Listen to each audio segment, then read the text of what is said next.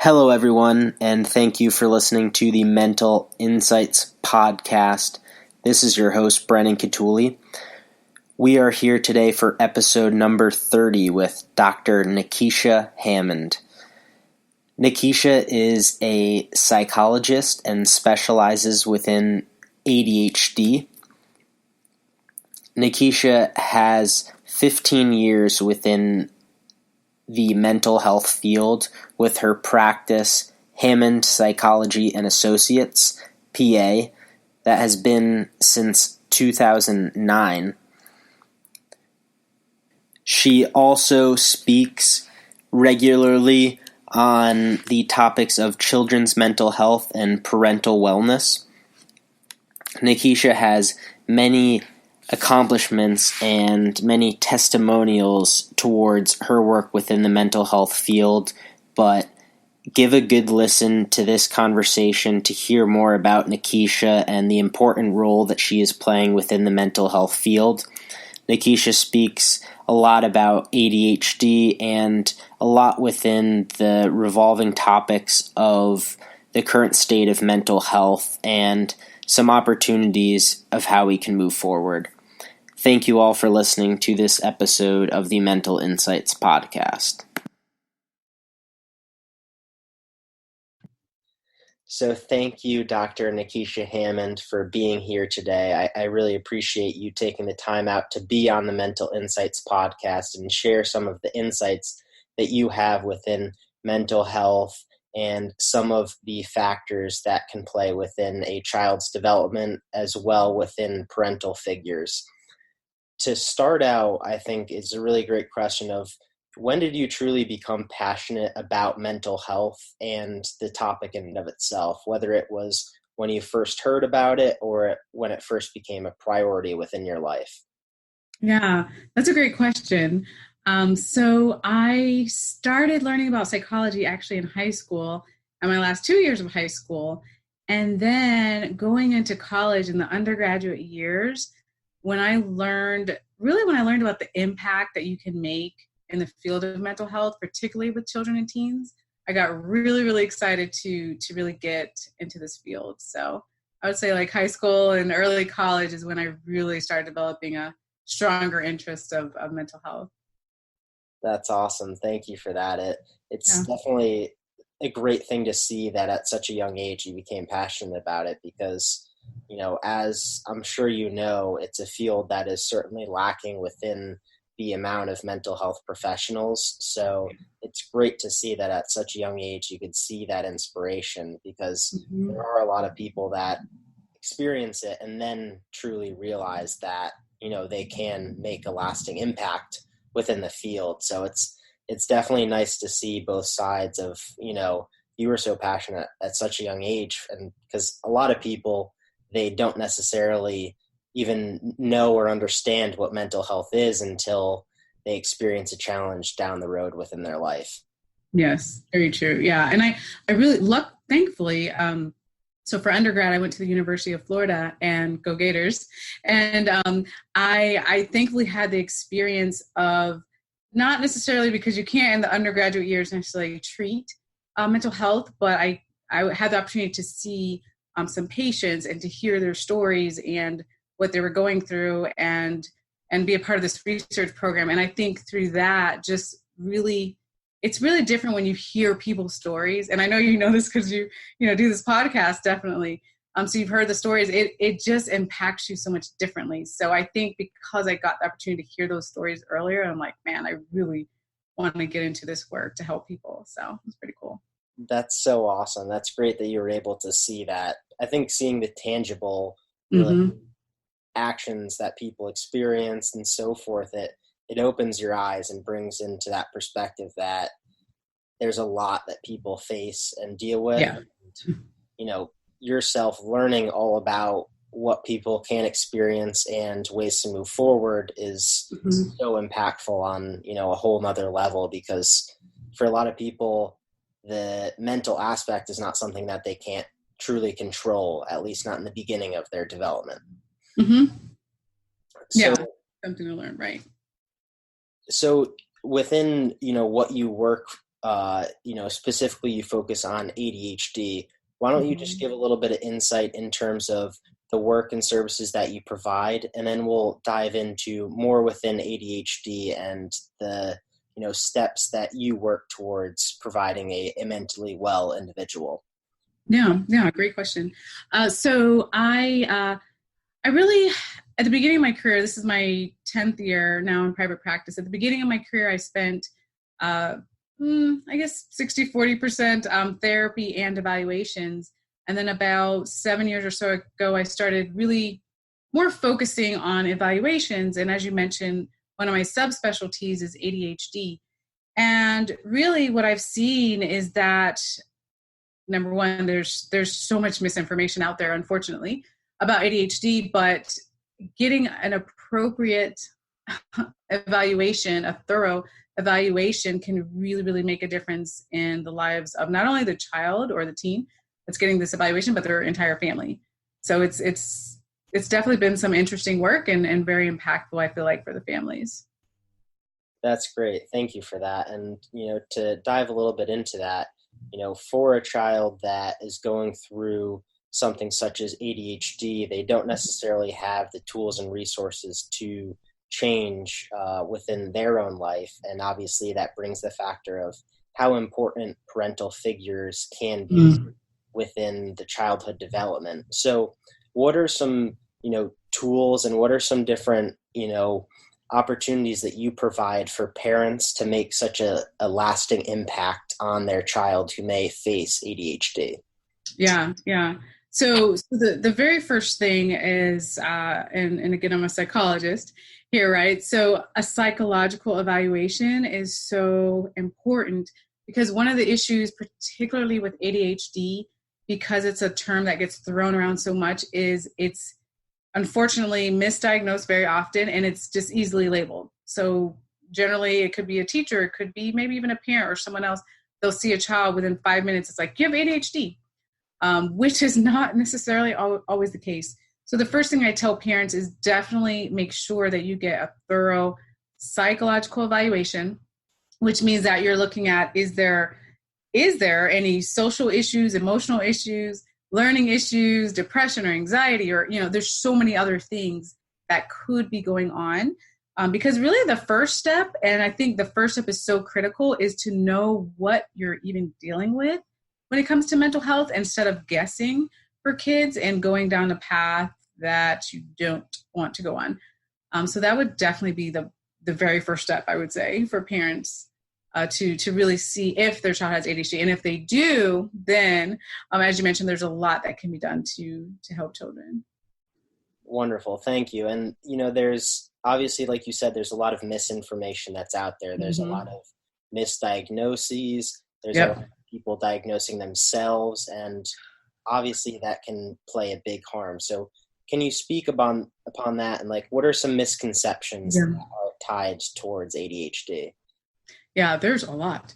But some of the main ones that I hear so frequently, well, one of them is that people think that everyone with ADHD, and I know the name is a little confusing, attention deficit hyperactivity disorder, but they think that everyone with ADHD is hyperactive, which is not always the case. So there's something that in the pediatrician world, they call it ADD. But in our world, psychology world, we have 3 types of ADHD. And one of them is a type that someone is having problems with attention, but they are not hyperactive or impulsive. And that type of ADHD gets missed a lot, especially for girls. Like generally they'll say girls are daydreaming, or they're not paying attention in class, but they're not necessarily hyperactive. There's no behavioral issues. And unfortunately, those kids sometimes get missed as far as for treatment. So that's definitely one myth.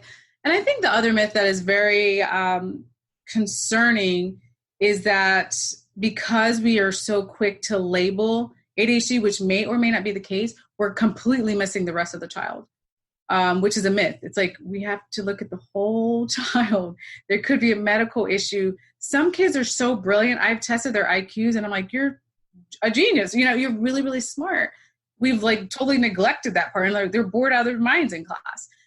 So is it that? Is there a learning issue? Is there depression? Is there just something happening at home that they're dealing with? There's all these other things to consider, but we don't tend to look at the whole child. So I would say those are the two major misconceptions. I mean, there's a whole bunch, but the major misconceptions when it comes to ADHD.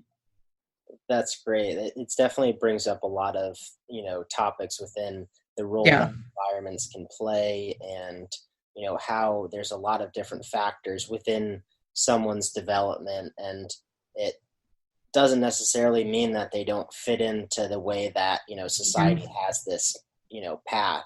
Some people are different. Some people are creative in other measures. And there's certainly cases, within a lot of people who have been diagnosed with an ADHD that they might just need another route, or they might just be down a different path. Definitely. I mean, what's not weird, but what's interesting when it comes to attention, particularly, and people don't necessarily always remember this. I think when people hear this, then they'll be like, oh yeah, that makes sense. But when it comes to attention, like think about, and I'm saying for anyone listening, think about something that's happened in your life that was upsetting to you. It could be anything. It could be the loss of a loved one. It could be a breakup of a relationship.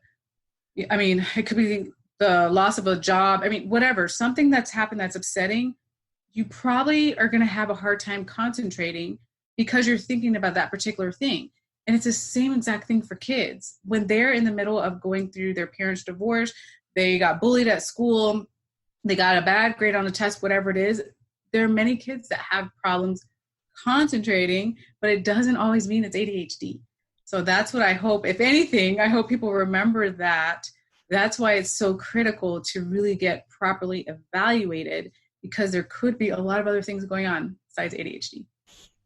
That's a great point to make, because obviously a lot of people can have one instance that they try to necessarily define themselves as, but it's just one hurdle. And comparatively to people who actually struggle with ADHD, measure that happens, if not every day, that can drastically affect not only, when they experience these negative impacts, but even when they don't, it's still something that's impacting them that they necessarily can't control, or maybe are not aware of when they're at such a young age.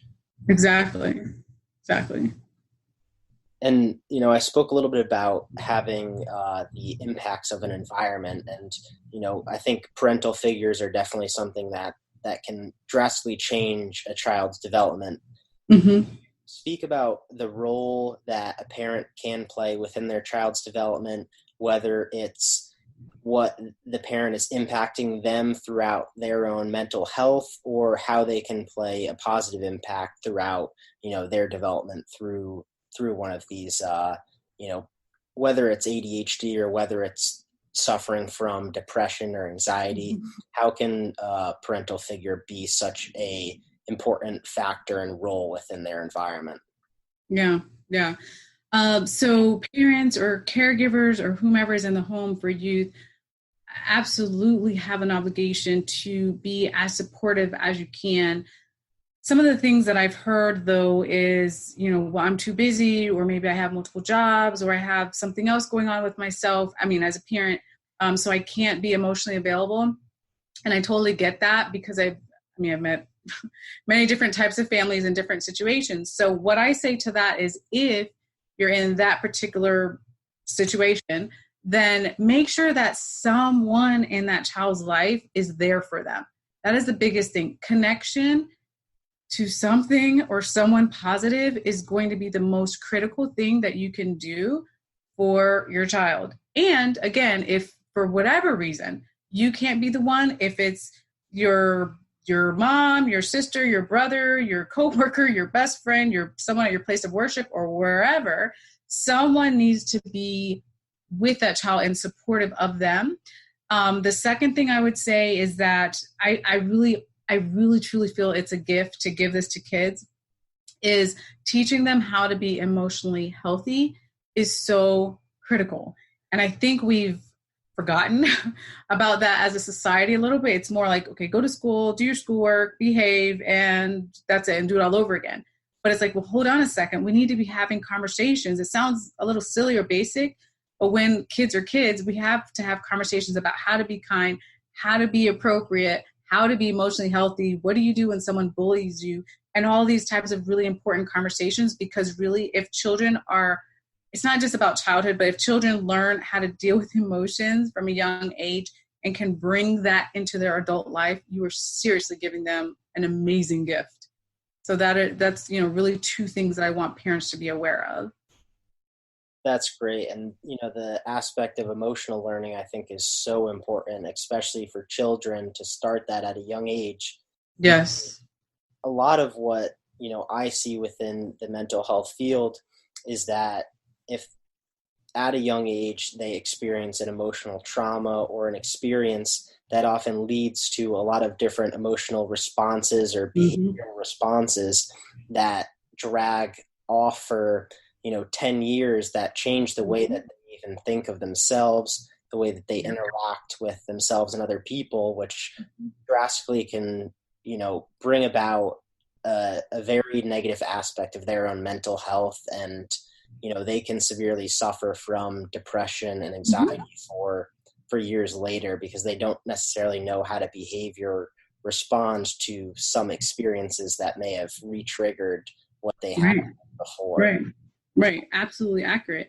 And that's one of the reasons why I love, I've worked with all ages, but I really love working with children and teens, because you're absolutely right to me, to get to the root of what's going on. And now, again, I'm doing more evaluations, but even within treatment, it's so much easier to treat something that happens at 10 years old versus when you're 60 years old, 70, 80 years old.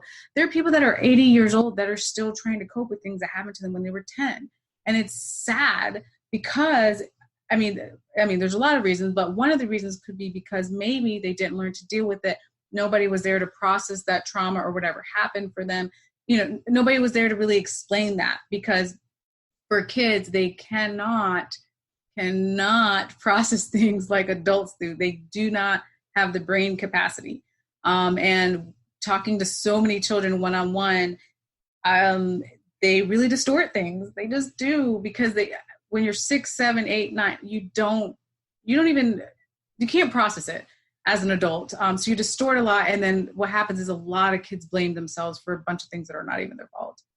So I totally agree with you. It's so critical for our youth to be learning how to deal with their emotions so we can really prepare them for their adult life. So critical.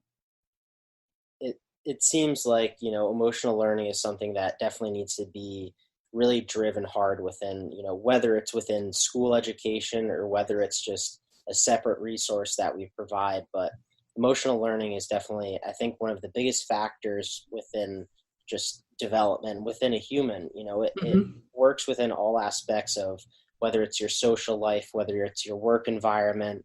There's many different factors within just being able to behave and respond in an emotional, healthy manner.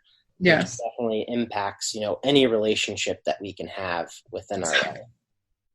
Exactly right. It's funny you just said that, because I was on another interview recently, and actually the host was saying the same thing. That she was like, it doesn't impact a different relationships. But I'm like, yes, absolutely. Whether it's your romantic relationships, your friendships, your relationships that in your jobs, it completely does. And luckily, in Florida anyway, where I'm at, they just passed that I believe middle and high school students are going to be required. They haven't implemented that, obviously, because they just passed it, but they'll be required to have mental health education. And I was just like so excited. I'm like, thank you so much, because finally some schools are starting to recognize the social emotional learning and how drastically important. I even saw on Twitter, like, Lady Gaga is advocating for this too, and I'm like, yes, I'm like celebrating as a psychologist, because I'm like, we're doomed. Like, it doesn't matter if a child has straight A's and your science facts and reading or whatever.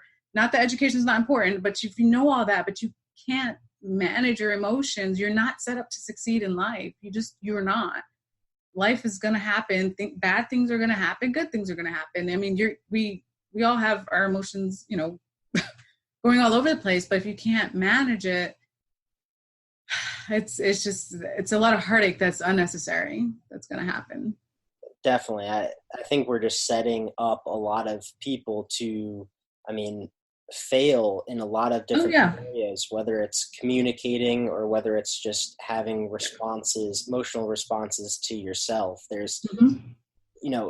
Emotions are a factor that we play with every single day. And it's something that if we're not taught, then you can see how people can't communicate their emotions effectively. You can see why divorce is like one of the highest rates that it has been. It's like over 50%, I think, right now. So like there's clear factors that emotional learning is going to change the way that we can interact and communicate with each other. Yeah. And, so emotional learning obviously is something that we need to bring within the youth as much as we can. For the way that you work within children, what are some ways, whether it's within emotional learning or whether it's just within improving their own mental health of, different activities or routines, what are some opportunities that you share within your children just for different types of habits or proponents that they could focus on to improve their own mental health? Yeah. So a lot of times when I'm doing these evaluations, I spend a couple hours actually with a child, and we're taking little breaks and things like that, of course, with the testing. But usually in there, we start talking about, things they like and their interests. And what I try to just throw in just a little bit, I'm not doing therapy, but is to help them with their self-esteem. Because a lot of times what I found with kids, especially like the middle schoolers, it's so hard to be in middle school. Oh my God. But especially with middle school is if another peer says something that's totally inaccurate, it's true to that, 11, 12-year-old. And I'm like, no, it's not, like whatever it is, it could be, this peer is saying you're ugly. And I'm like, you're gorgeous. Like you're beautiful. Right. Or that they're stupid. I'm like, you're a straight A student, like obviously you're not, but it doesn't register like that. So I've really been trying to help youth and it takes time, but to remember that just because someone says something about you does not make it true. And I'll even confront them, in a therapeutic way a little bit, just like, you think you're stupid? And they're like, well, whoever such and such said I'm stupid. I'm like, but what kind of grades do you make? And they're like, I make straight A's. And I'm like, well, then you're not stupid, right? So just little things like that, but also reminding them that, especially with kids, when I have the feedback session, I go over whatever it is that may be going on with them, if it's depression, anxiety, or ADHD. I want to really remind youth that does not completely define who you are. That's like one little piece. Yes, you may have depression. Okay, one little piece of you. But there's all these other positive, amazing things, and I'll even remind them of the things and your strengths that make up who you are. Because I've had just very different responses. Some youth are good. They're like, yes, I have, anxiety or whatever it is. And for some youth, it's really, really hard to deal with because they think that that's all they are. Like, I am anxiety. And I'm like, no, you have some anxiety, but you have so many other great things about you.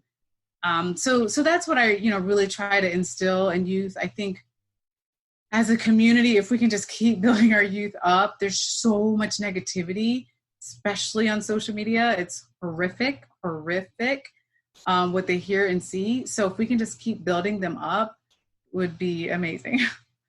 That's great. I love that perspective, because definitely I think self-esteem is one of the biggest proponents within what a lot of people struggle with. And it's also due to, this characterization of why there's so much stigma around mental health, meaning, this is what defines me and this is who I am, exactly to what you're saying. It's, there's so much more about you. And it's, I think, opening up that perspective and that door for whether it's children or even adults to see that it doesn't change who they are. It doesn't, that's not within your description of, who you are as a person.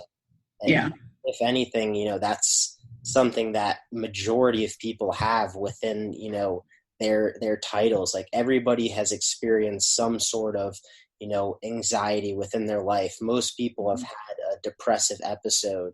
And mental health is something that we all deal with.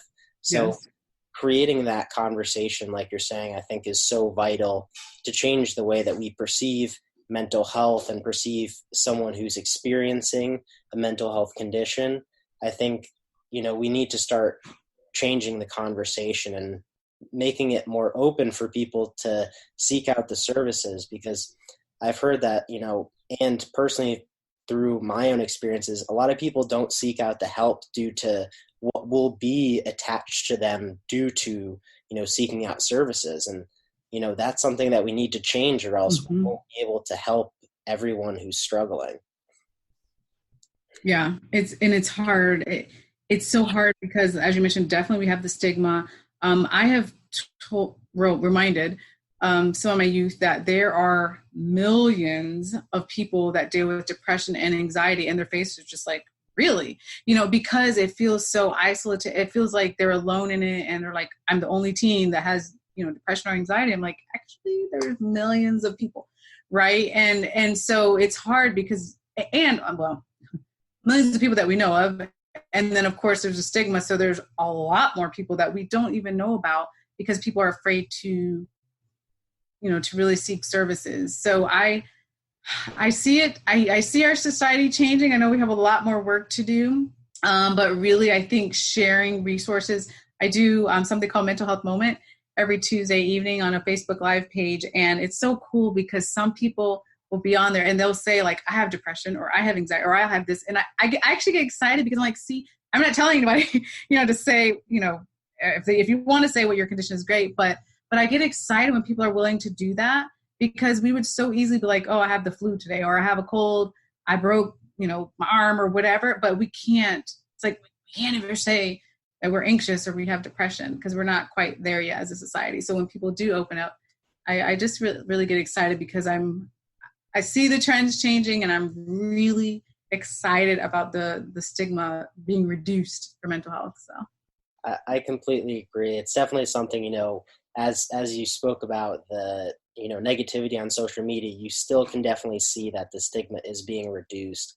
Yeah. That's one thing that I think I am so happy about doing this podcast is when I interview some people who share their own personal experiences, it kind of feels like it's not only a weight off their shoulder, but mine too, because it's allowing people to understand that, anybody and everybody experiences these mental health conditions, and it's, making people more comfortable, I think, to reach out and to even, like you're saying, just even having a comment on a Facebook or anywhere online, just saying, this is something that I've faced. Yeah. And it's something that everybody does, and it's nothing to be ashamed of. It's nothing, to change the course of who you are. It's just, one aspect, one experience that you've had.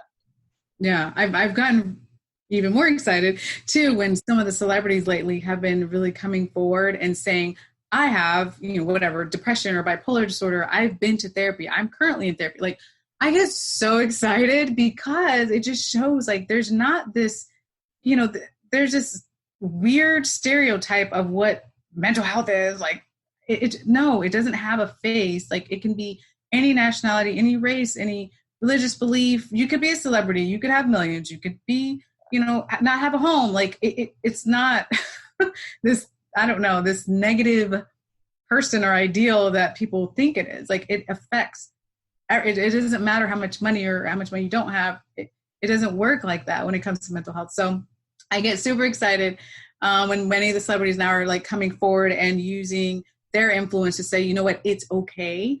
It's okay not to be okay. It's okay to go to therapy. It's okay to seek out help, but just get the help you need. So that's been really cool to see lately too.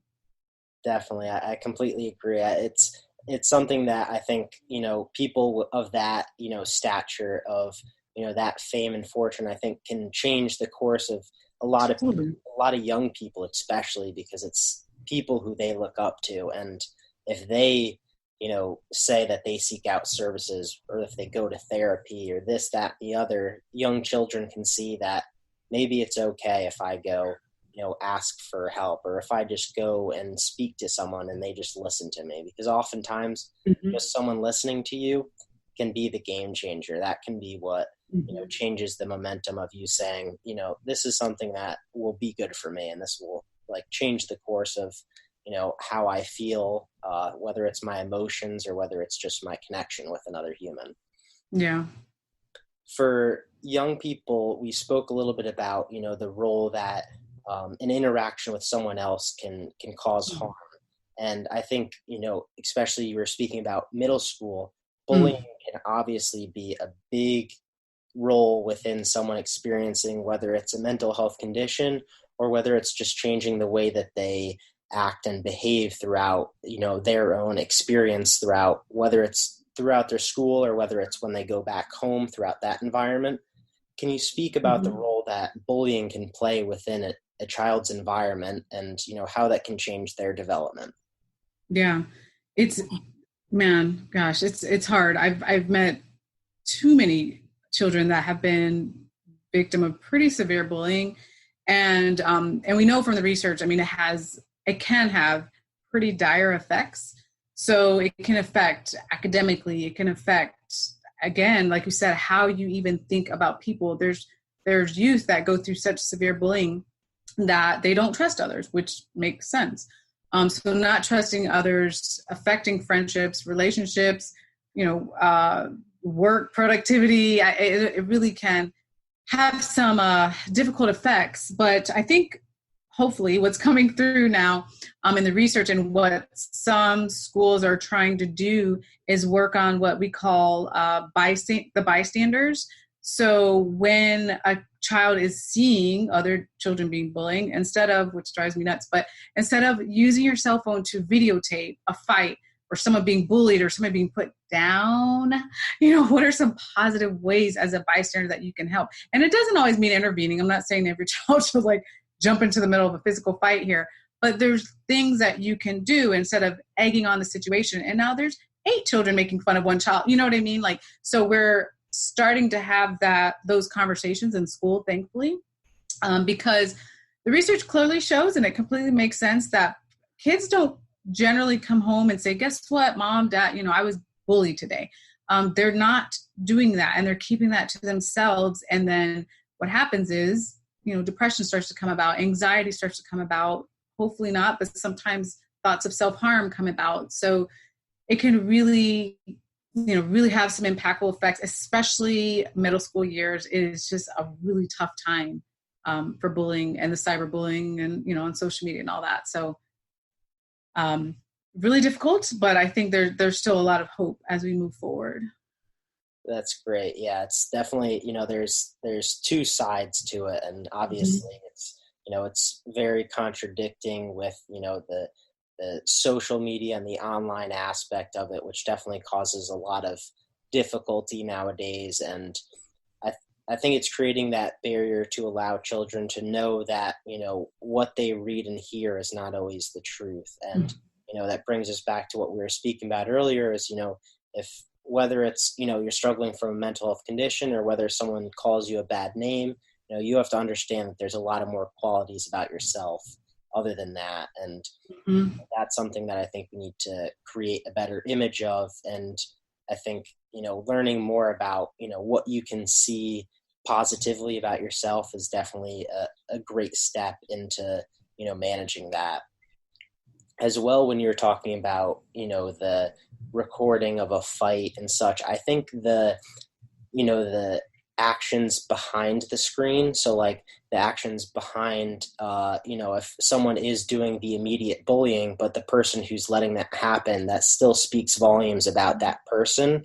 And I think affects them as well, because, they'll go home and they might not necessarily talk about it to, their parents or their friends, but that alone can still build up inside them. That can change, their own behavioral responses. That could make them, always try to fit in when there's those kids that are trying to, be the majority compared to the minority who is being bullied or being harmed. And, that creates that, opportunity for people to, seek out the self-harm because they feel so alone. They feel like they're not worthy. And that's something that we've actually seen a lot throughout the past couple of years. I've seen all over in the news is that people are being bullied, and then that ends up leaning to a self-harm or a suicide, which is, it's so sad to see at such a young age that a child thinks that they're truly not worth, moving on to the next day. And bullying is definitely something that I think we need to take big control over, because as we're saying, the social media aspect of it, I think, is driving a lot of children into this negative belief about themselves and about, their own image and who they can't be. And I think that causes a lot of harm for whether it's self-esteem or whether it's just their emotional responses and coping. Yeah. It's really hard. The social media piece, because I just saw something the other day, and who knows, what'll happen next couple months or next year, but I saw that, I believe it's Instagram, they were considering, I don't know if they'll do it, but they were considering removing the likes, like if other people go to your page, the likes that you have on a post, because in many other countries, apparently they don't have that. So you can see your own likes, but like for someone else to go on, because that causes so much anxiety for oh my God, I didn't get, 300 likes or 3,000 likes or whatever it is, which is, as adults, we can, for some adults, we can, see a different take on that. But for a lot of teens, it causes distress about that, not to mention so many of the comments. When I read people's comments, sometimes I'm floored, like just the fact that people can say that. But again, you're behind a screen, and sometimes you can use a fake name and all these things. So people just say a lot, and a lot of really offensive things to our youth, which is very difficult to deal with, because, nowadays we're not just dealing with bullying in school. You go home and you're on your cell phone, which you are if you're in middle or high school, and you're just constantly being bombarded with negative messages. So that's why I like what you reminded us of too, that having the positivity, thinking highly of yourself, it doesn't take away the hurt of being bullied, but it does create some sort of a shield a little bit.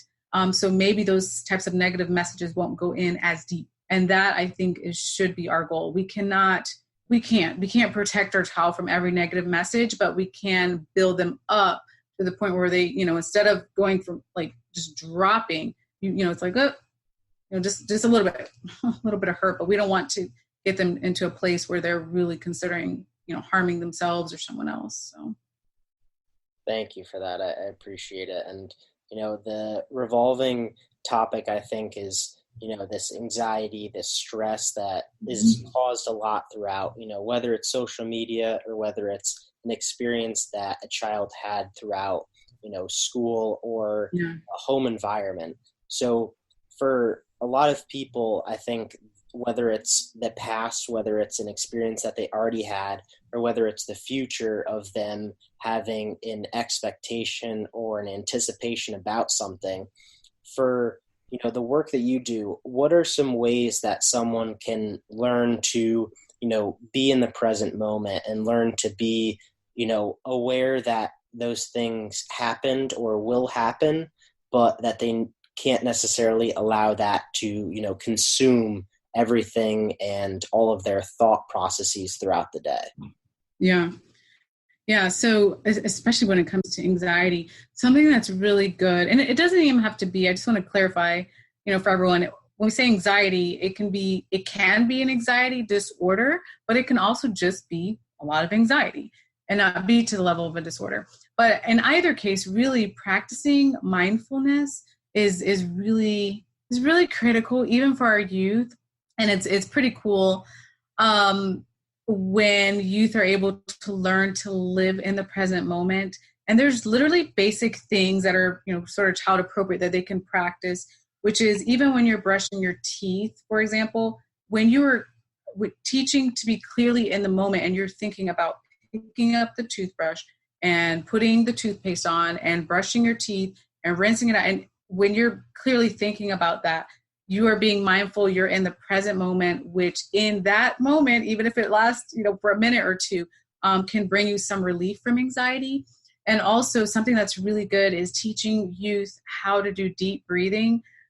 which is my favorite thing in the world to ever teach. I do a lot of yoga. I've done yoga since graduate school. And I think it's so easy sometimes, though, that people are like not believing that it works.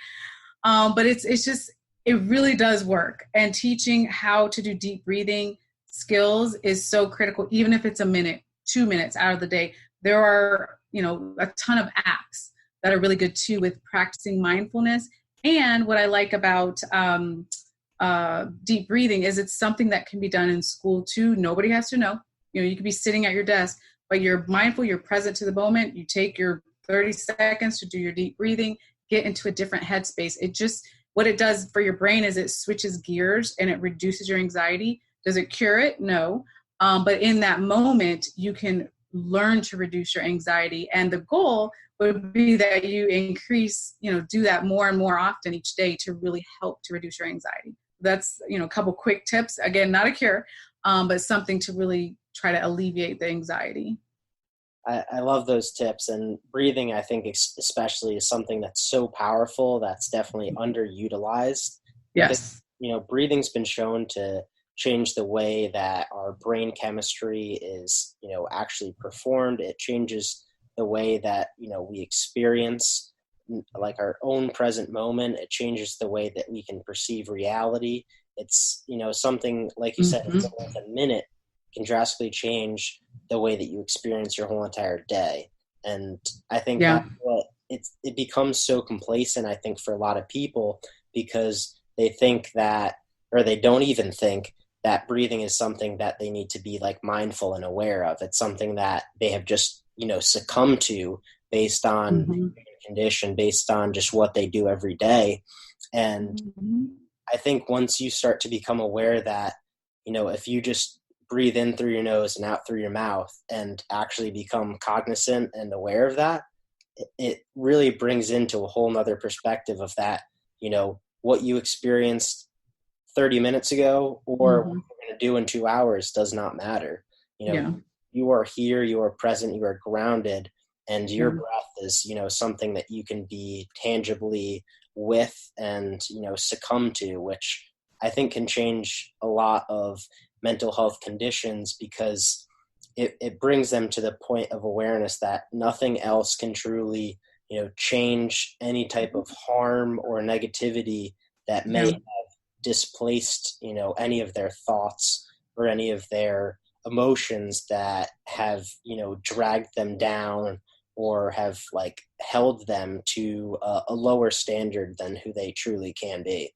Yeah, it's really powerful. As you mentioned, I'm glad you used that adjective. It is so powerful. Another thing is, I believe, I can't remember what country, but somewhere in Europe, I was seeing this online, which I thought was so cool. We're not quite there yet in the US, but some of the physicians were writing prescriptions for youth to spend time in nature.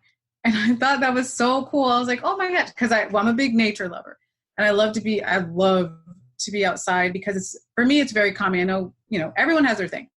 So for me, it's very calming, but that's something that I've also seen with some youth, also just being outside, being in nature, enjoying a sunset, sunrise, playground, something.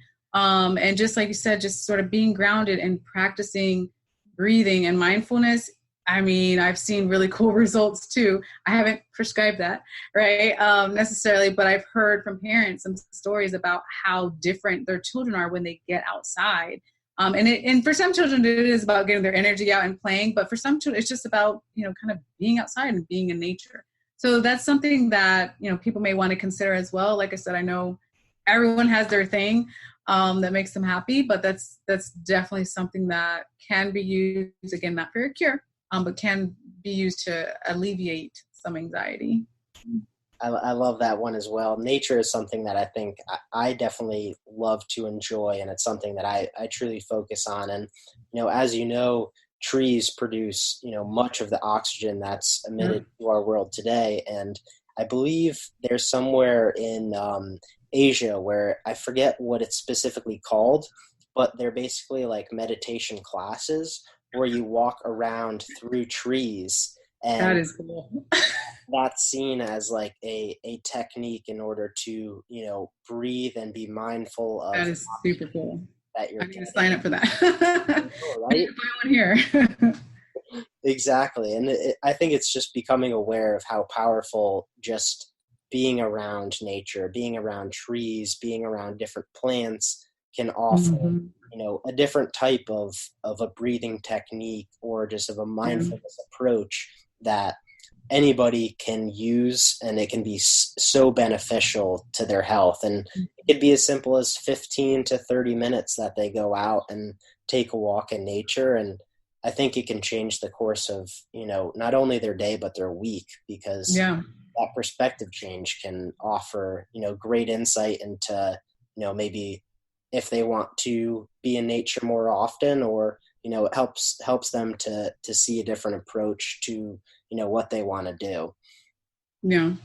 Because that's one thing that I've learned is, the routines and the lifestyle that you have drastically changes the way that, you think and behave within yourself. And for a lot of people who are experiencing a mental health condition, breaking that routine barrier of like what you are doing compared to what you should be doing is such a large step. And it's so Mm-hmm. hard for many people, but that one change can drastically affect your mental health and, the way that you even just perceive reality around your own life. Definitely. And especially for depression as well. And it is hard. You're right. Sometimes to make that change, but there's so many studies that even have shown.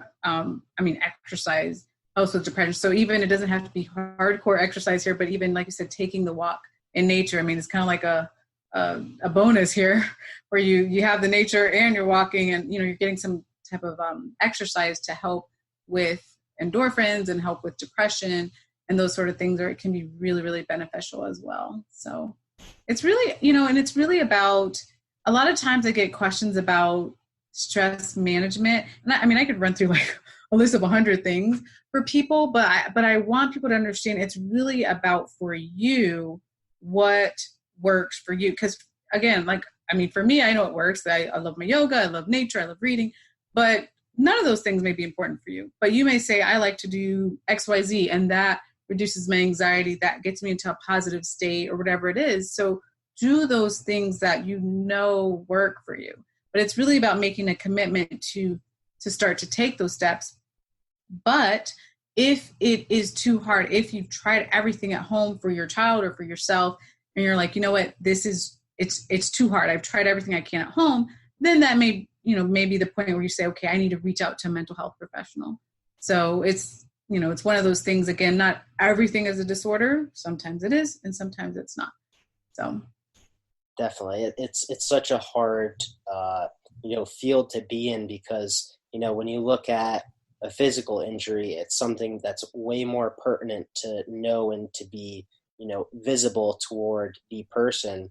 And when they're experiencing a mental health condition, they might not necessarily know that it is something that is wrong, or is something that they are experiencing that is not something that they should be experiencing. So, right. Some could be experiencing depression and not know that it truly is something that they shouldn't be experiencing. It's something that they see as their norm, because right. oftentimes it's started at such a young age, and that translate into them thinking that it's just the normal aspect. And oftentimes that drives people into, whether it's manic episodes or psychotic breaks, because they don't truly understand why this is all happening. And I think that's the education that we can provide within school systems will make people more aware of what they're going through. If maybe, these thoughts aren't what I should be having, these are some of the symptoms of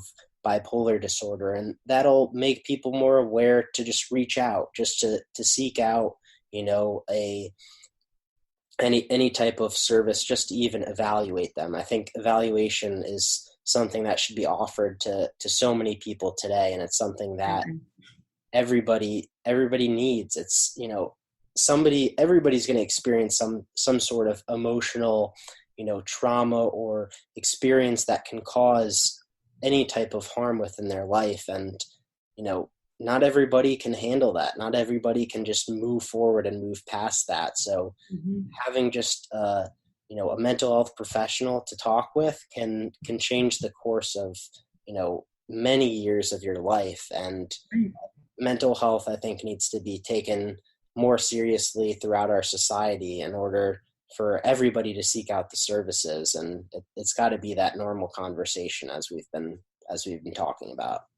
Yeah, I agree with you. And I think that, gosh, I think when it comes to education, well, I think I've reached the point in my career where when it comes to the education that you're absolutely right is very needed when it comes to mental health in the community.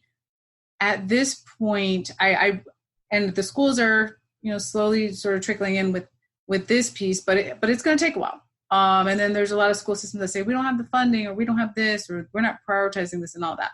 Okay, that's great. So while that part or system is being worked on, I think for people in the community, like I love what you're doing. I told you this before, but I really love what you're doing with this podcast, for example, because it's getting information out there. If, whomever's listening to this is volunteering in any capacity in your community, like how can you spread positive information about mental health services, conditions, something positive and reputable you read online? It's free. You share it. We're in the days of social media, whether it's a place of worship or community partnership or whomever. I think that piece also is really, really important for each of us to be doing.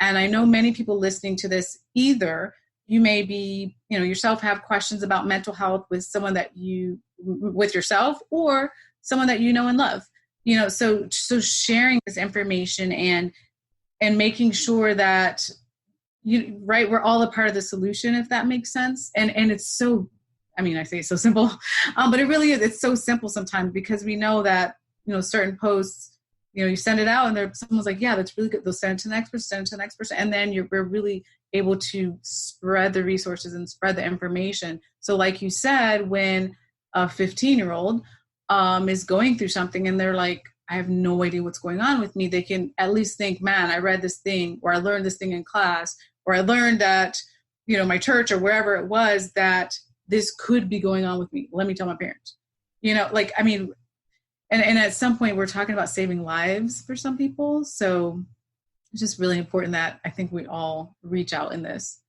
because we really all have a part.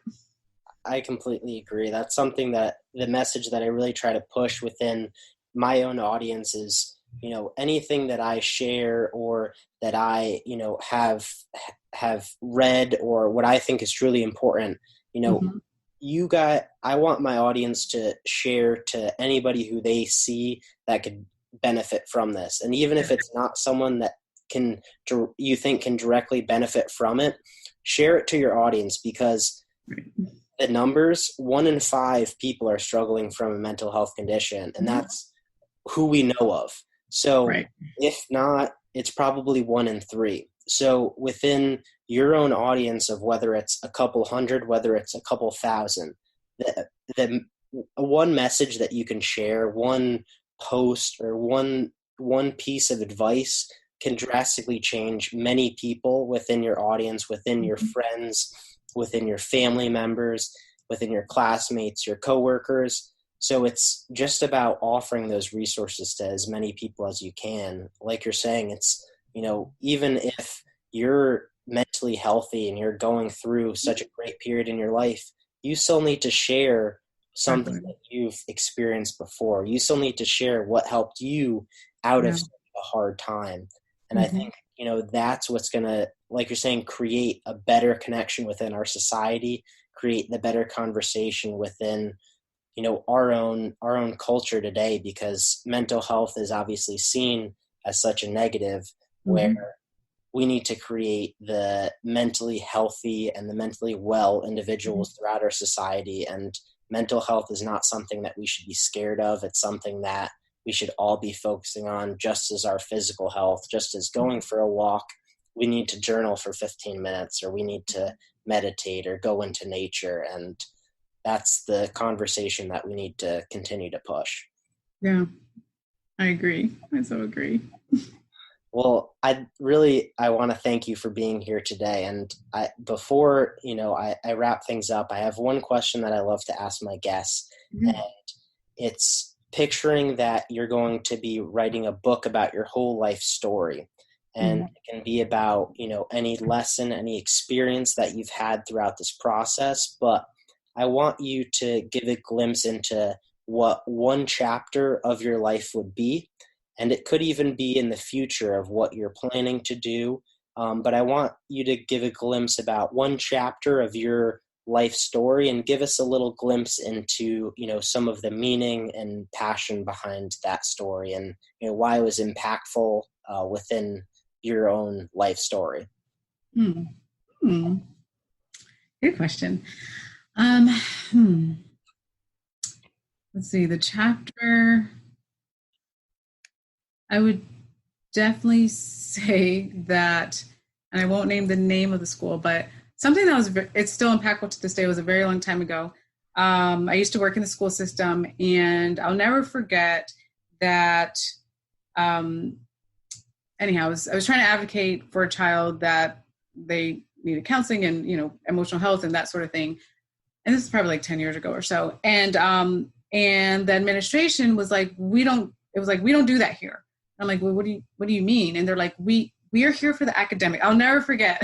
It's been so long, but the administrative person told me we are here for the academics, and basically we don't deal with the emotional health, which was really disheartening for me. And now again, we're at a different place, thank God, a decade later. But I think that chapter of their life, it kind of spurred me though to continue to advocate for youth.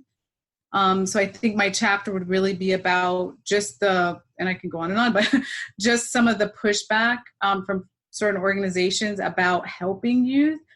But I want to not have that be a barrier for me as an advocate for youth and to just keep pushing forward. I know it's a big goal. I know it's going to be hard. And I know we're, still dealing with the stigma of mental health, but I really want to push forward with that and to spread this message to as many people as possible, because again, we're talking about saving lives and having better quality of lives for youth and for adults. So yeah, I think that would definitely be what my chapter is about, just not having that be an obstacle and moving forward and still trying to help youth and advocate for youth. I love that response. I'm so grateful that you try to push that message and you've had, that experience to help drive you to continue the work that you do.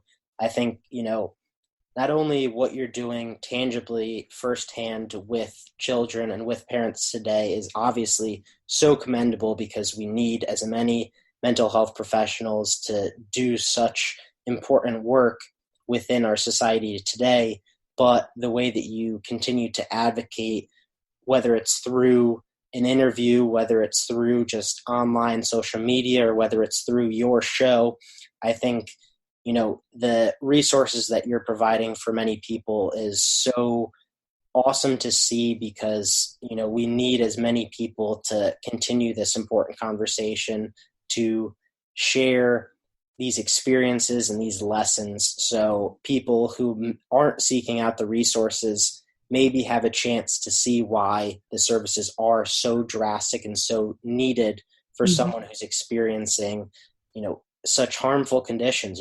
Even if it's a little depressive episode, or whether it's anxiety, or whether you're experiencing bipolar disorder or schizophrenia, these are all conditions that need the hands-on services from a mental health professional. And it's not something to just be looked over. It's not something that's just the normal thing. It's not just who you are.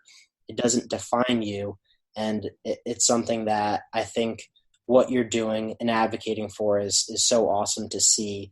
And hopefully we can continue to push this message and offer, these valuable insights for anyone out there to see why mental health should be our priority alongside any other physical health, emotional health. It's all important, and it should all be number one on our list. So thank you for being here on the Mental Insights podcast, Nekeshia. I really appreciate you taking the time. Thank you so much for having me. And thank you for also doing this podcast. I'm excited.